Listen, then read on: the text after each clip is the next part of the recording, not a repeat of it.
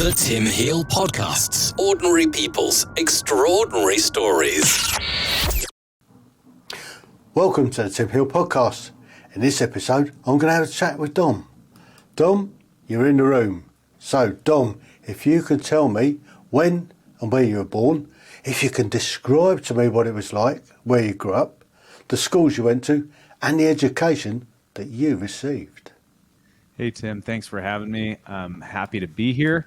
I grew up in Spokane, Washington, so climate probably not far off of where you guys are there in England, Washington State. So about 300 days a year of clouds and fog and rain, and everything's green and big trees.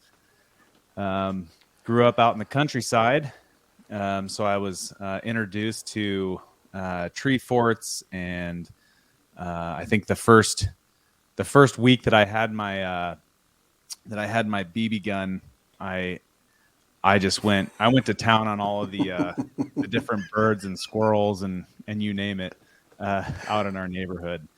My educational background is not it's not what I would call standard at all. I was private schooled, private tutored, homeschooled, public schooled.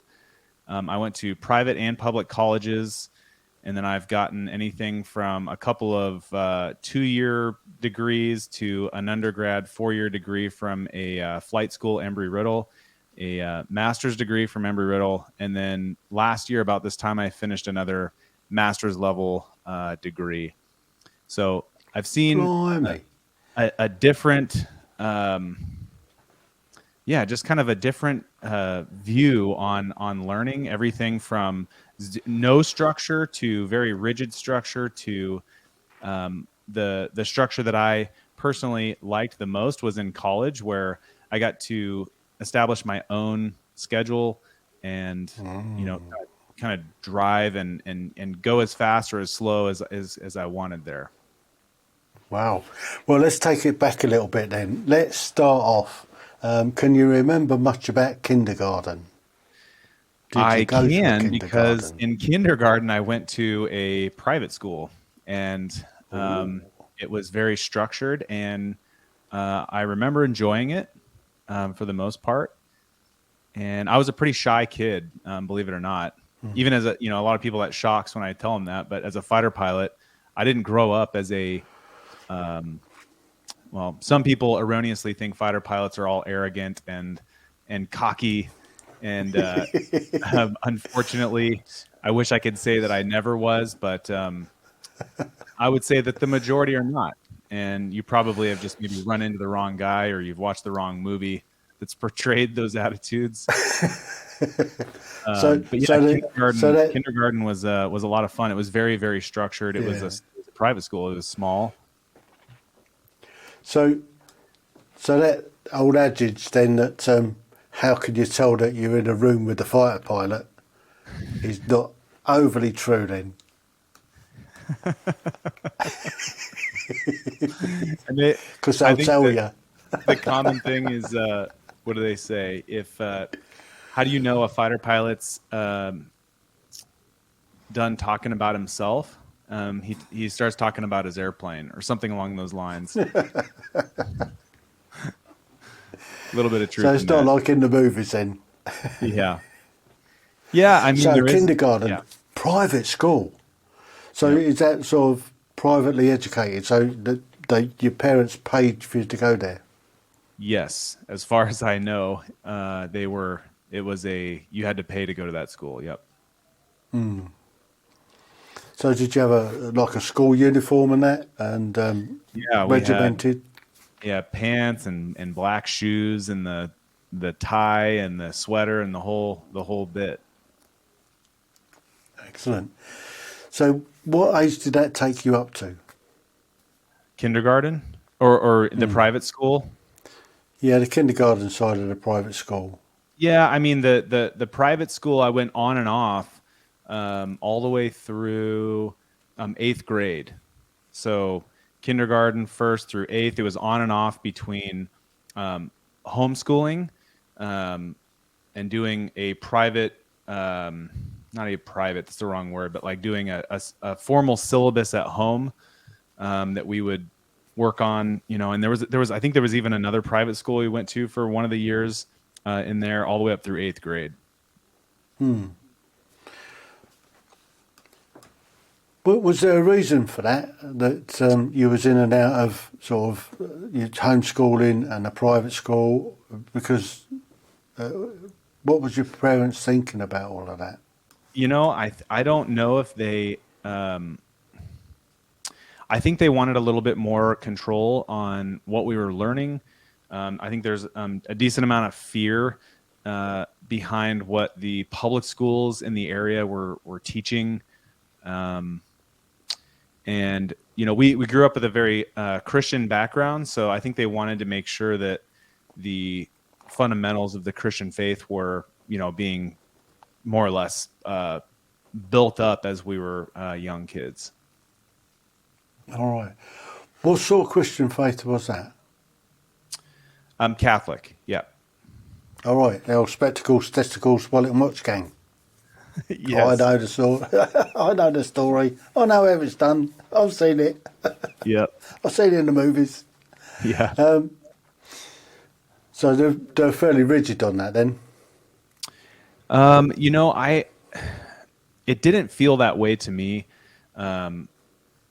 Granted, as I grew up in regards to my spirituality and Christian faith and Catholicism, even I wish I could say that I never left, but that wouldn't be true. I mean, I ended up joining the military, the Air Force, a number of years ago, is where I kind of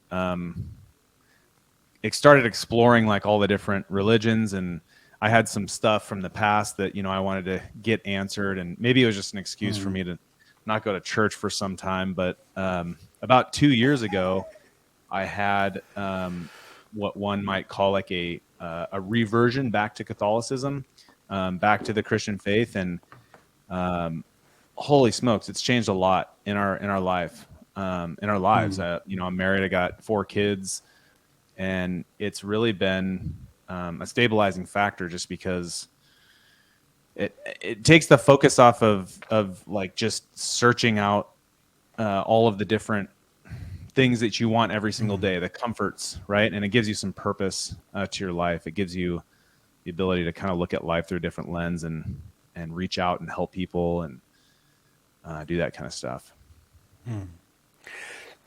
So, up till 8th grade then, you were private and public and private and homeschooled. Yes. So what happened after 8th grade? Did you go to a public school or a private school? No. So what ended up happening was in 9th and 10th grade, freshman and sophomore year, so 9th and 10th grade of school, my dad actually hired a private tutor to come in, and we had a pretty big home out in the country. So in the lower part of the house, we had renovated a big room and kind of made it a classroom of sorts. And so during 9th and 10th grade, I think it was about 3 days a week, a private tutor would come in, and she would just do one-on-one tutoring with our, because at that point we had homeschooling in a traditional sense. When you start learning, algebra and calculus and some of the more difficult subjects, if you're not trained in those, I would imagine that it's probably pretty difficult to teach those at a level, acceptable for those different grades. So in 9th and 10th grade, we had a private tutor come in, and she was actually, I think she was a principal of a school, so she had a educational background, and it was actually pretty cool because my uncle was a ski instructor at the local downhill ski mountain, and at 14, he got me a job as a ski instructor. So on the days where, I was able to either get my homework done or what have you, I would ski probably about 60 days a year in the wintertime. I'm just going to the local ski hill and giving downhill ski lessons. And then I would do my homework on the side. And that happened, like I said, through 9th and 10th grade. And by 11th grade, I had tested into a program at the local community college. So I wasn't even 16 at this point, but I had tested in to start college at 16 with my friend that I went to private school with for a number of years.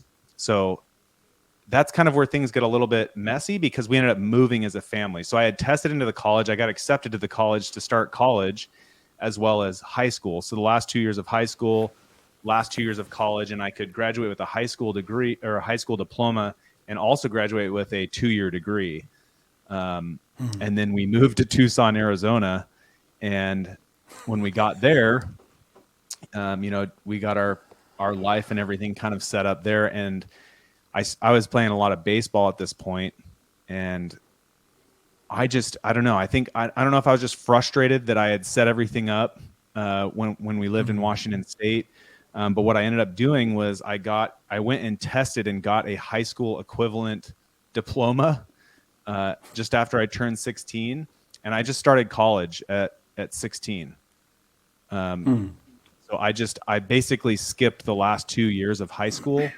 And I think part of being able to do that is I had been private tutored for 2 years. So I had very focused attention on the different subject matter. And I was also very driven. It's kind of a little bit quieter individual, but I was very driven to do well and to get into aviation. And I knew that if I was going to do anything flying related, I had to, keep my face in the books and learn and, stay away from drugs and do all that kind of stuff that hopefully would set me up for success in the future. Wow. So let's just take it back a little bit. Let's explore your skiing. I mean, I'm a big skier myself. I'm a telemark skier, and Okay. I was a Nordic ski instructor. So I've done the Nordic discipline as well of classic and skate. But my passion was telemark, and I've competed at the British Telemark Championships for quite a few years. And I was on the Army telemark team that took on the Navy Wow. way back. It was the first Army team to go to the Navy Championships and take the Navy on at their own game, which is Royal Marines normally we're up against them. We held our own and we actually won the competition, but they wouldn't let us have the prize, which was a trophy, which was quite a laugh. And then the following year, the Army set up the British Telemark Championships and run it for.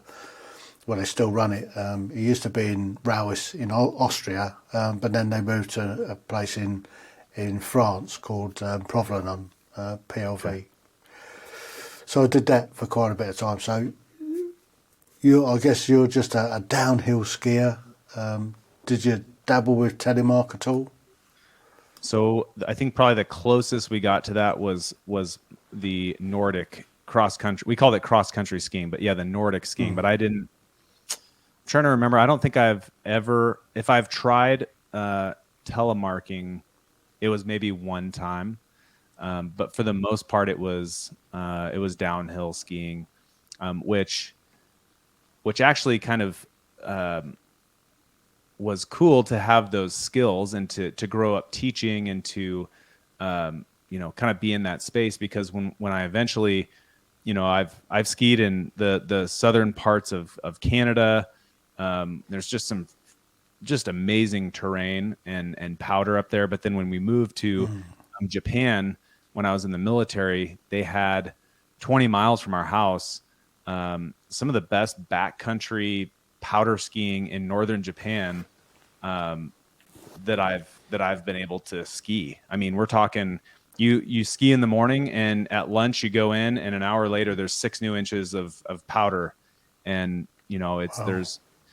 there's no that hill specifically had very few groomed or on piste runs. Most of it was just at your own risk. Go out, and the gondola drops you off at the top, and you can ski with a beacon and some rescue gear. But for the most part, you just go out and just, oh my gosh, it just the smiles on your face when you're going through just it looks like powdered sugar.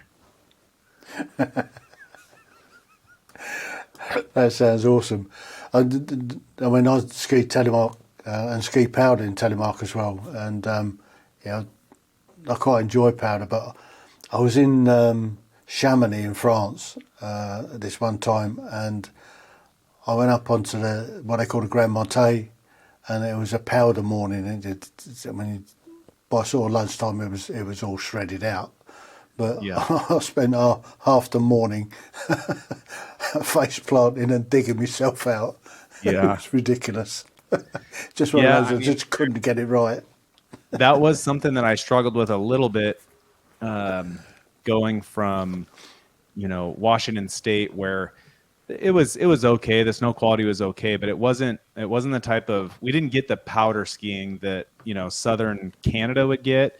And we definitely didn't get the same type of weather patterns that would bring the water in off of the ocean, just off the eastern coast of Russia and just come whipping across northern Japan, and it would just dump there. I mean, you wake up in the morning and there'd be several feet of snow on the ground. Driving to the mountain, there were tunnels that you would drive through just to get there because the walls of snow were 12, 15, 20 feet tall. So pretty cool. Outrageous. Yeah, one day maybe. Yeah. So you moved to Arizona. Mm-hmm. Total change in weather. There's no skiing to be had there, is there? I mean, there are ski hills in Arizona. They're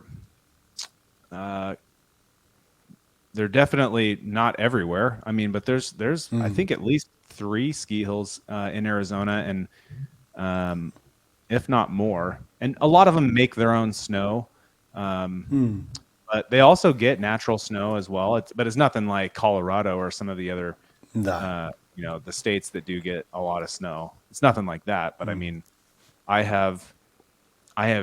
So I wanted to do what I called the trifecta when I was a civilian flight instructor, is that I flew one day and then I went skiing in the late morning, and then I came back and I went golfing in the afternoon, all in one day, just to say that I did it. Right? You can. Yeah. Pretty ridiculous, but yeah, I got the trifecta done. Yeah, I guess they could kind of do that in Cyprus, where you can snow ski in the morning up on the Troodos Mountains, and then come down, and then you can water ski in the afternoon. Yeah. So, your college course, when you got down to Arizona, what was the course that you did? Yep. So I thought that I've always wanted to fly airplanes. As a little kid, we grew up on a final approach for a military base. At 7 years old, my dad helped me build a fighter jet model. At 12 years old, my uncle, who was also a mechanic with Alaska Airlines, he brought me to the flight deck, and they were doing engine runs. So all the mechanics are up there and they've got the engines going. So I had gotten the bug to fly, and because there's no pilots in my family, I thought my quickest way to do that, just because flying lessons were expensive, would be to enroll and become an aircraft mechanic, because my uncle had done that. And he's like, if you're an aircraft mechanic, you're going to be around pilots and you'll figure it out from there, and you'll figure out how to get flying. So I go to the community college that I had enrolled in, and I was looking in their, I was enrolling in their mechanics program, and one of the ladies sitting behind the desk, I was like, I just kind of mentioned something about flying, and she's like, well, this is the last flyer that I have. And she handed me a flyer, and it was for a flight school in Tucson, Arizona. And as luck would have it, my dad went down there, and we talked to the chief pilot together, and kind of the rest is history. I do remember vividly that the chief pilot was kind of giving my dad the rundown on the syllabus and what we'd be learning in flight school and all that kind of stuff. And when he had mentioned the dollar amount that was required, I thought that my my dreams had been shot at that point, because it was also just, I mean, it was just an unfathomable amount of money. Because I was 16, I didn't have any money to my name. But I wasn't about to give up. And I think that was kind of the door that opened for me. And I didn't know how I was going to do it, but I knew I was going to. So I enrolled in a 2-year course of study that was called the Professional Pilot Program. And you would graduate with a 2-year degree as well as a commercial pilot's license. And then I took all of those credits and I transferred them into a 4-year college with Embry-Riddle. They're a pretty big flight school, civilian flight school here in the United States. So I had just started, in the professional pilot program, and went through that for a couple of years. And then I wanted to give myself an opportunity to join the Air Force or another service to be a pilot, and specifically a fighter pilot. And in order to do that, in order to be an officer, you had to have an undergraduate degree, so a 4-year degree. So I opted to take that route, and I figured it wouldn't hurt me. If anything, I would just end up being a commercial airline pilot, which I was also really happy to do.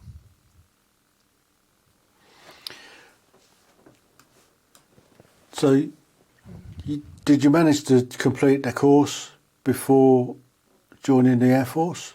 Yes. So what was the rationale and the planning behind that, and how did it actually pan out?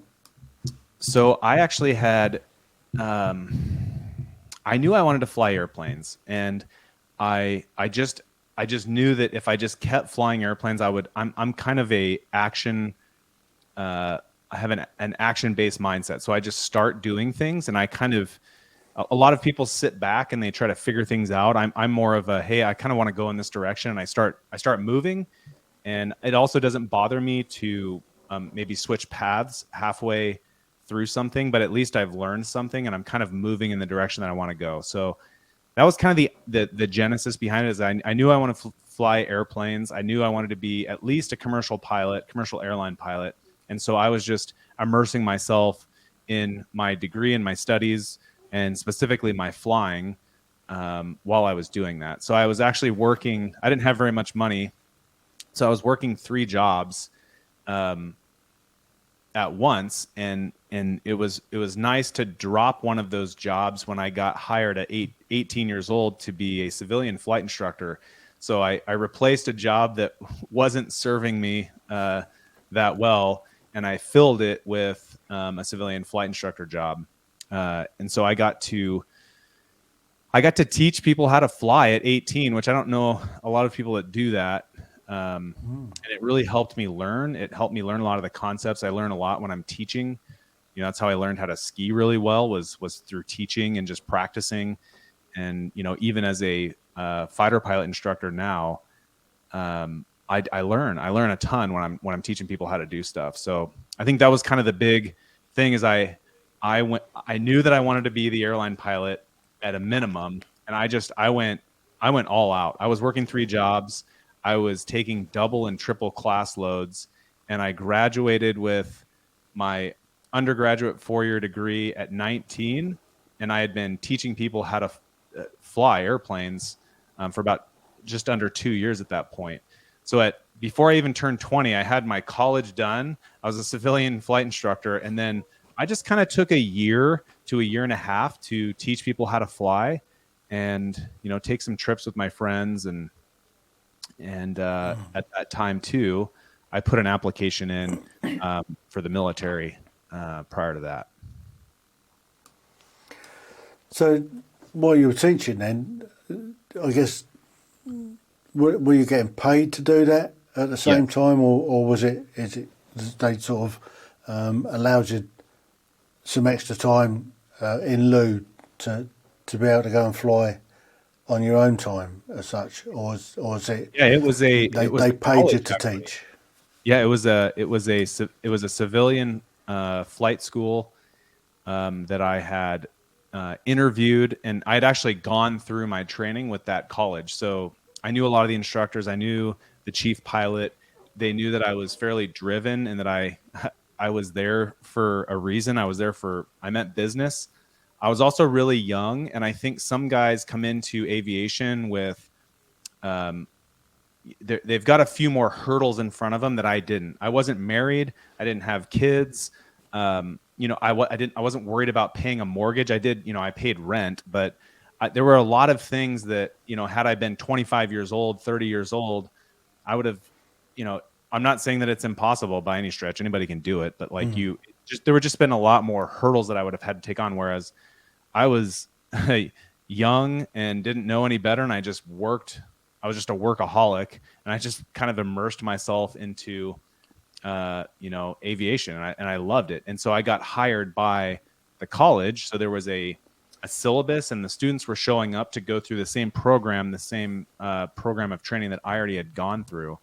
And I got paid for it, which was even better. And then there were also, I don't remember, I think once a month, the chief instructor let us go fly the airplane for our own training, or he would let us fly the airplane where we wouldn't get paid for it, but he also wouldn't charge us to go fly the airplane. So we could log a little bit more time, maybe go fly without having to worry about teaching, and because there's a decent amount of work that goes into that, right? And you know that, it's not babysitting, but you are you have to watch the other person and make sure that they're not going to kill you. Yeah. I mean, it can go awfully wrong from a great height. Yeah. So what happened when you graduated from there then? So I graduated with my 4-year degree, and that allowed me to put an application in to one of the U.S. military commissioning services to become an officer. And so there's the academies. So, the Air Force Academy, West Point, and there's a couple others that I'm drawing a blank on, but there's the academy route. The problem with that is that when you go to an academy, you are starting on day one. So you have to, I had actually looked into that at year 3 in college, and I found out that they were going to make me start my degree over. And I don't know. I wasn't willing to forfeit 3 years of work just to say that I went to the academy. So that route was out for me. I think had I graduated high school and known about it, that might have been an option. The other option is to go through Reserve Officer Training Corps, ROTC, while you're in college. I don't know if that's just specific. Do you know if that's just specific to the U.S. or do they have that in other? No, we have UOTC over here, University Officer Training.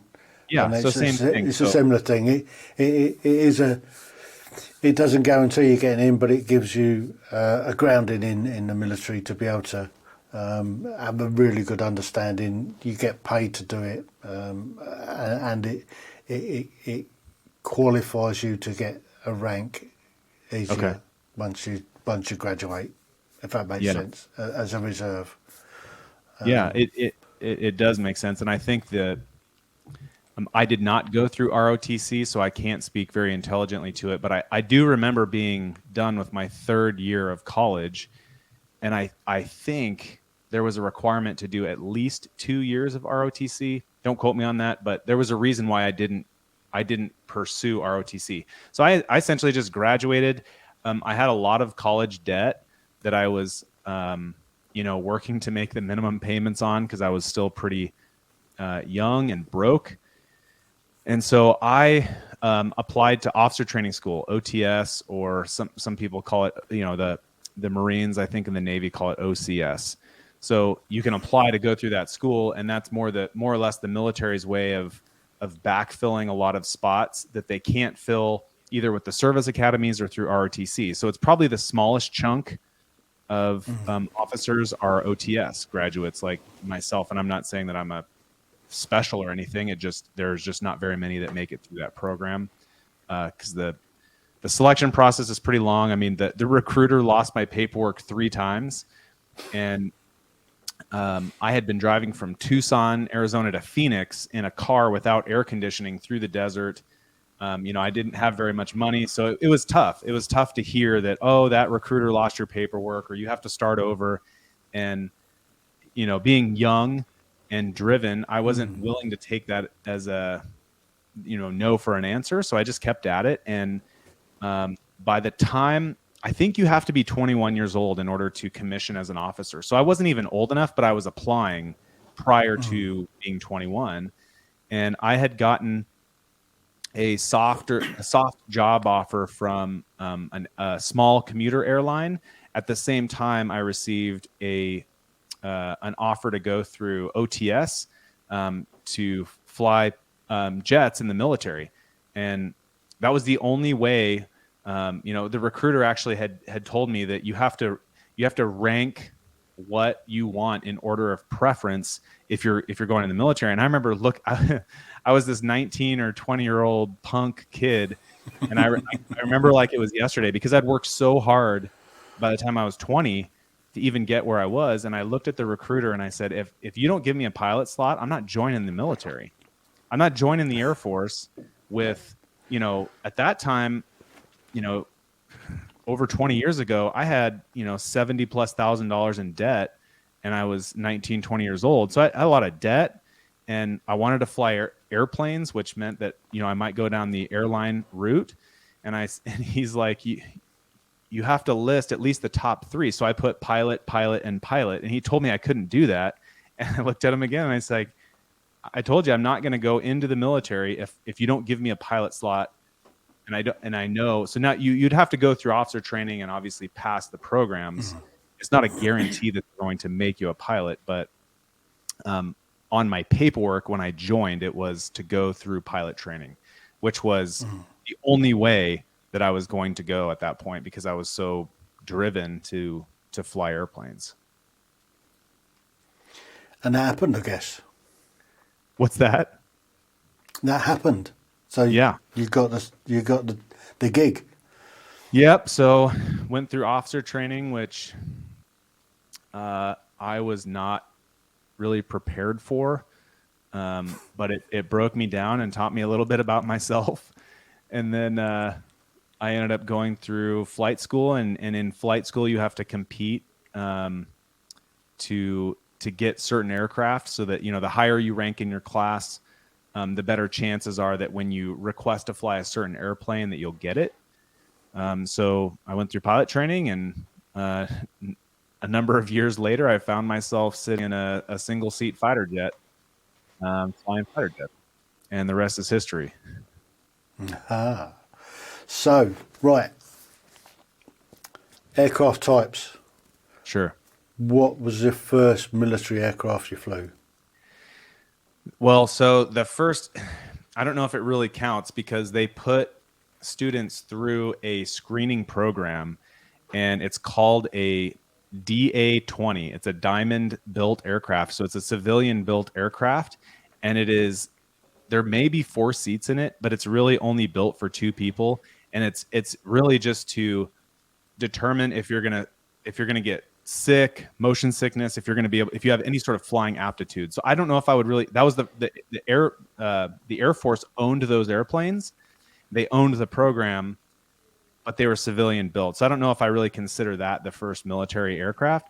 I'd say the first one it's called a T6. It's a tandem seat. So front to back, 2-seat, propeller driven. So it's a turboprop. So it's got a jet engine on it with a propeller on the front, and it's a Pilatus. Pilatus builds them. It's an incredible little airplane. It's got a lot of power, and it's pressurized, and it's fully aerobatic. So I went from flying airplanes that our maximum speed was probably, I don't know, maybe 180 miles an hour. Don't ask me to convert that to kilometers per hour. I'll do miles an hour, you're fine. Yeah, so to give you an idea, going from 180 miles per hour to the cruising speed of nearly 300 miles an hour. So overnight, we went from, airplanes that were flying 100 to 120, maybe 150 miles an hour to 2.5 to 3 times as fast. And it's fully aerobatic. So it puts a lot of pressure on your body if you're not ready for it. And so yeah, it was called the T6. Texan, and it's got ejection seats in it. It was a great little airplane. I really enjoyed flying it. And do you use one of these suits that blows up and Yeah. that does all that equalising your blood pressure? Yeah, it's called a G suit, and it assists your what we call an anti-G straining maneuver to prevent yourself from passing out. Because if you just sit there and you pull back on the stick and you have all of those forces on your body, all those G's, you're going to pass out. So you have to basically do an anti-G straining maneuver, which looks and sounds really funny if you're to watch somebody do it. And then your G suit, it goes probably from like just above your belly button all the way down to your ankles. And when you pull back on the stick or you increase back pressure, it opens up a valve and lets air into that suit, and you end up looking like kind of like a fat version of yourself. Little Michelin Man. Yeah, exactly. Michelin Man. I didn't know if that analogy would work. So let's have a think. So the T6 was your first one, and did it have guns on and stuff like that?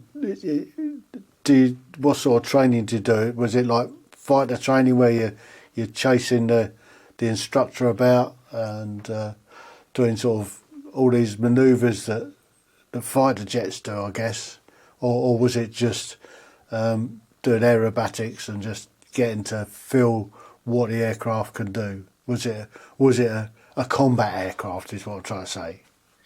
So there are versions of that aircraft that do have capabilities of carrying weapons and stuff like that. The ones that I was flying, they were just strictly to learn how to take off and land, how to fly in the weather, how to shoot, an instrument landing system and bring the aircraft back to the ground, to do aerobatics. And then there was formation flying. So we would fly in formation with other aircraft, pretty close to each other, doing aerobatic maneuvers, as well as they taught us how to land in formation and how to take off in formation. And then it was a single seat airplane, or it was a single engine airplane rather. And so they would practice, doing engine out landings. So they would, cut the power and you had to figure out how to land the aircraft without engine power. So that was pretty challenging to learn. However, just prior to starting that, there was a break before I started flying the T6. So my buddy and I actually went to a civilian airfield, and we got our glider pilot licenses. So we had a little bit of experience flying airplanes in a no engine state, and I can only imagine that helped me a little bit in pilot training to fly a glider around. Now, granted, there's the flight characteristics are quite a bit different, but the concepts are the same. You're eventually going to come down. Yeah. And then after the T6 was so there was no bombs or guns or anything on that, but the T-38, it is a twin engine jet, supersonic jet trainer. And I don't know if they ever had real live weapons on them. I think at some point they were able to maybe drop little practice bombs from the wings. Don't quote me on that. But then they did have limited computer simulation capabilities, so you could fly them in that capacity. But when you first start, you're just learning how to take off and land, fly in formation, go from one airfield to another safely and bring the jet back home. And it's not until you get through what would be called undergraduate pilot training, which is the T6 training, followed by the next chunk of training. So if you're going to go fly helicopters, you're going to go fly helicopters. If you're going to go fly, bigger airplane, transport style airplane, they would fly a different aircraft. And then if you go the fighter track, like I was on, you would fly the T-38. And so that kind of puts you on a track to go through the next school, which is called Introduction to Fighter Fundamentals. And that's where you learn how to, you learn the very basics of dog fighting and those types of concepts, right? And then from there, you go to you get picked to fly a certain type of aircraft, right? So you can put your requests in, but it also depends on how well you did in the class. So you're competing again, and then your next base after that is essentially the base where you learn how to fly a fighter jet for the first time, and that's where I am teaching right now. So the students, by the time they get to us to learn how to fly a fighter jet for the first time, they've gone through many years of training to even get to us on day one. And very rarely do we get students that are not just absolutely completely excited to be there. And, you know, because they've worked so long, a lot of them, it's been a childhood dream like it was for me. And, you know, so they're pretty jazzed to be there. So, question I got then is, when in that stage of your training in the military, do you pick up your handle, slice? Oh, so I had gone through all of the training we talked about, undergraduate fighter pilot training. Take that back. Undergraduate pilot training. And then I went through introduction to fighter fundamentals. And then I went through F-16 basic training. And then after that, I went to my first combat unit. And in your first combat unit, Tim, you can probably attest to this because you have a soldier's background, right? You come up with nicknames for each other, right? Or a handle or a call sign or whatever you want to call it. We, for the most part, the Air Force, at least the U.S. Air Force, calls it a call sign. So my call sign ends up being Slice. Well, that usually isn't one. You don't get to pick your own call sign, right? Then it's not any fun. So your peers, superiors get to name you, and usually it's because you did something stupid. I had at this point, which is not completely uncommon, but I had been called a lot of things, and some not very nice up to this point, right? But I hadn't really been named by a fighter squadron. So I had names and call signs and stuff growing up, you know, playing baseball, what have you, and even being a young Air Force pilot. But this was the first one. So I'm young. I'm learning how to do some pretty heavy G dogfighting type maneuvers, right? So if you can imagine, I'm fighting my instructor pilot that day, and the goal is once you pass really close to each other, it's fights on, and the first person to shoot and have a valid kill on the other aircraft, it's simulated, of course. That's the person that wins the engagement or wins the fight. So we had done a number of engagements that day. We had even gotten gas and taken off again, and we're flying for a second time. So I had been feeling pretty good about how it was going. Was I doing excellent? No, but I was comfortable with the repetitions, and we were the fight that day was the last set that we were doing was going pretty vertical, straight up, and I was pointing at the instructor's aircraft for too long, and I broke what we call training rules. So I had broken a couple of training rules that are there to keep you safe, to prevent what was about to happen. And what ended up happening was that we passed very close to each other. So close that, you know, if anything had been a little bit more off, there's a good chance that we would have crashed into each other. And so I was in a Japanese fighter squadron at that point, or I was stationed in Japan, rather, in a U.S. fighter squadron, and the squadron was called the Samurai. And so they said that I tried to slice my instructor in half. It kind of fit with the squadron that we were in because we were the Fighting Samurai. So that's where I got my handle or my call sign Slice from. And I haven't actually met any other fighter pilots in the world, really, because I've been all over the world. I I haven't met any fighter pilots that are named Slice, so it's a pretty unique call sign. I didn't really think of it initially, just based on the story, but that's part of making mistakes and learning, from your past. So it could have been worse. You could have been called Goose or Maverick. Yeah, or I could have Iceman. been dead. Yeah. Yeah, I guess there isn't too much room for error. Yeah. When you're doing silly things like that. Yep. I must say, the military in my career has put me off flying. I can't. I hate flying. Basically, they have this habit of putting you on aircraft that somebody's trying to shoot out the sky. Yeah. And when they're trying to do that, they're throwing the thing all over the sky, and you're getting bounced around inside, whether it be on a helicopter or whether it be on a Hercules or a C-17. They're throwing a thing around the sky. It just takes the fun out of it for me. and then I had this silly idea of wanting you to get out at 800 feet.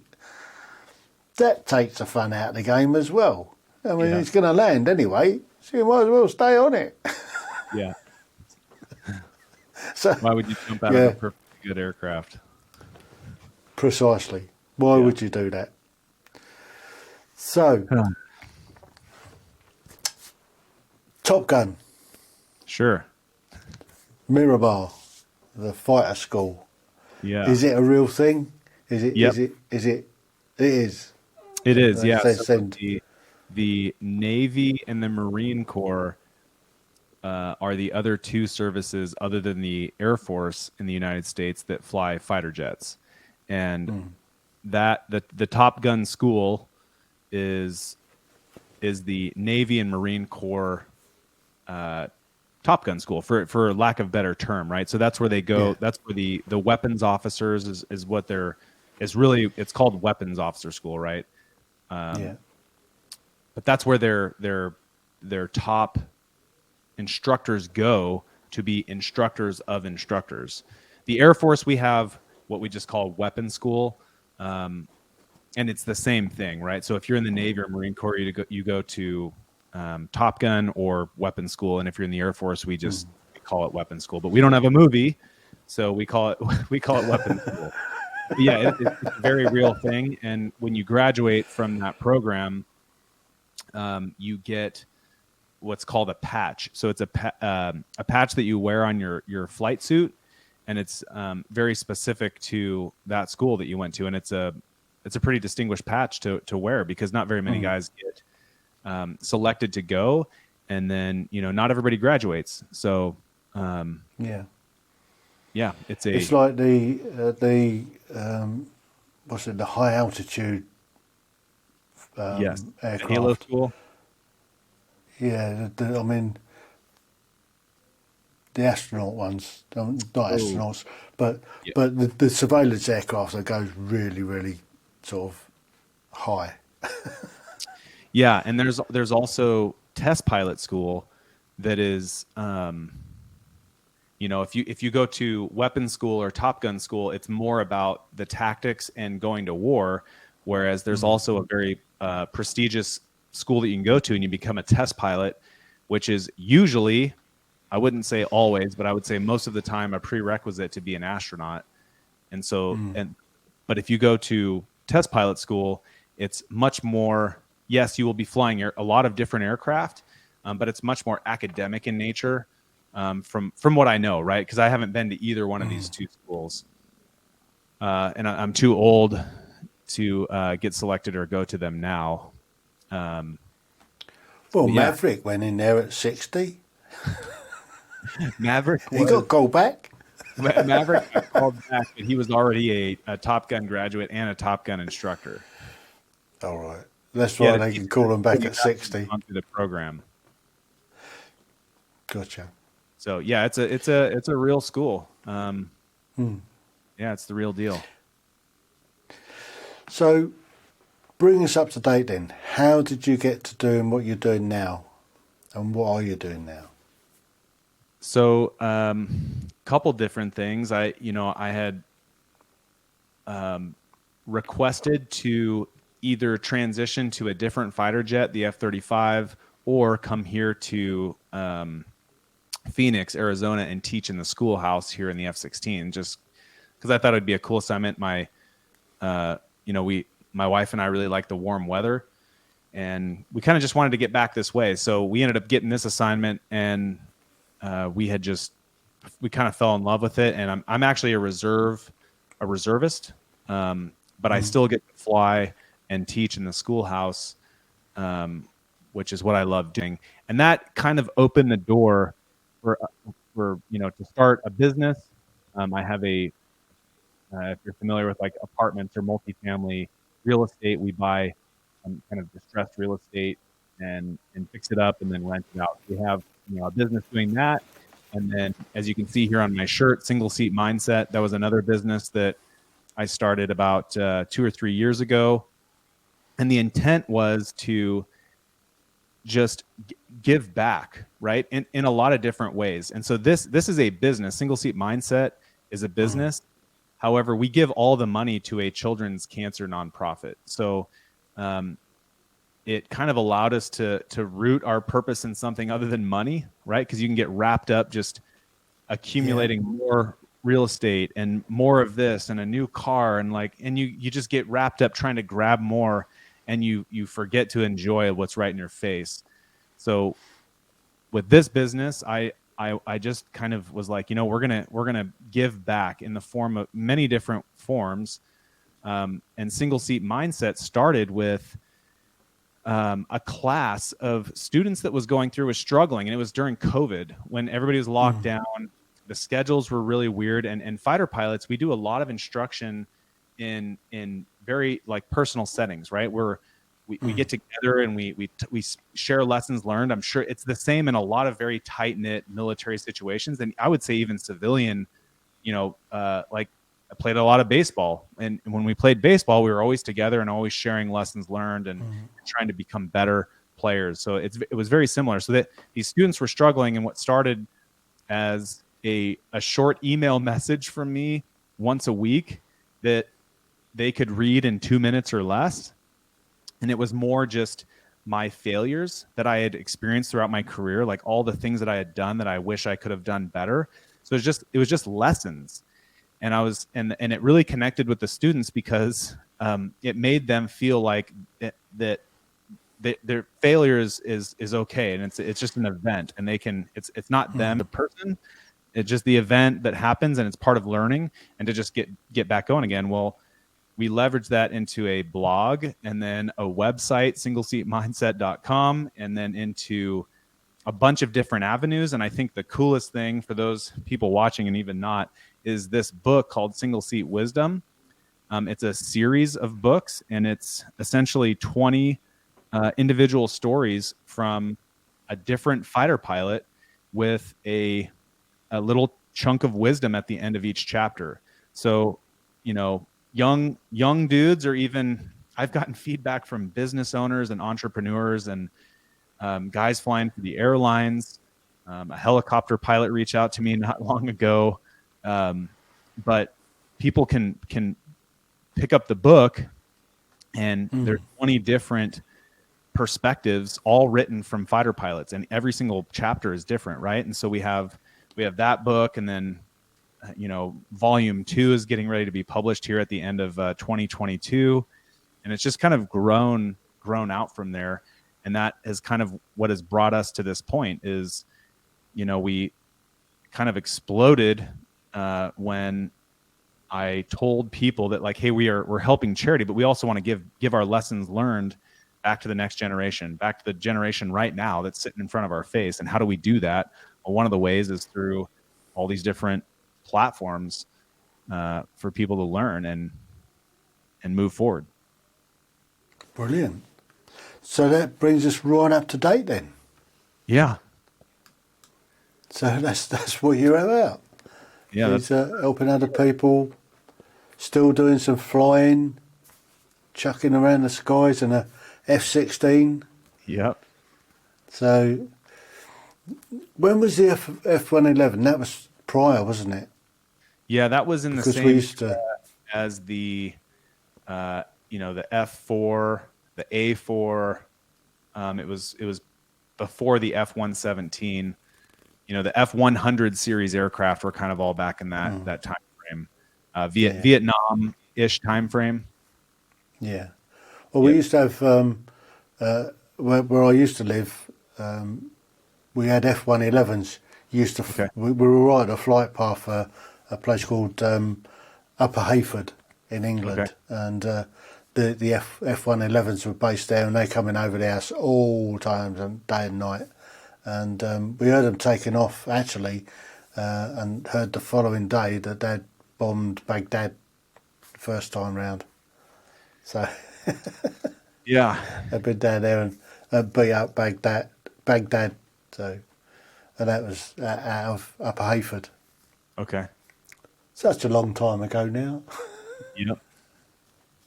I spent some time over Baghdad myself.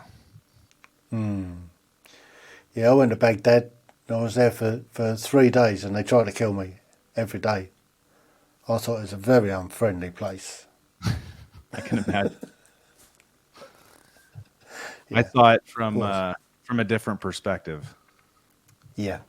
Yeah. I also did 3 tours of Afghanistan, which I absolutely loved. Really? Yeah, I loved it. It's a wonderful place, Afghanistan. Huh. I'm just really, really sorry that it's gone the way it has. Yeah.